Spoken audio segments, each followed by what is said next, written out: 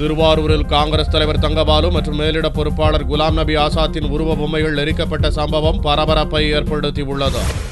சட்டசபை தேர்தல் வேட்பாளர் தேர்வில் துவங்கி தேர்தல் முடிந்த கையோடு SV சேகர், கராத்தே தியாகராஜன் உட்பட 19 பேரை கட்சியிலிருந்து நீக்கி தமிழக காங்கிரஸ் தலைவர் தங்கபாலு எடுத்த நடவடிக்கைகள் காங்கிரசார் மத்தியில் கடும் விமர்சனங்களையும் எதிர்ப்புகளையும் ஏற்படுத்தியுள்ளன. தமிழகம் முழுவதும் காங்கிரசார் மத்தியில், குறிப்பாக இளைஞர் காங்கிரசார் மத்தியில் தங்கபாலுவுக்கு எதிர்ப்பு வலுத்து வருகிறது. இந்நிலையில் திருவாரூர் மாவட்ட காங்கிரஸ் பொதுச் செயலாளர் சுகுமார் தலைமையில் காங்கிரஸ் கட்சியினர் தங்கபாலு மற்றும் காங்கிரஸ் மேலிட பொறுப்பாளர் குலாம் நபி ஆசாத் ஆகியோரின் உருவ பொம்மைகளை தீயிட்டு எரித்தனர். அப்போது தங்கபாலுவுக்கு எதிராக கோஷங்கள் எழுப்பப்பட்டன.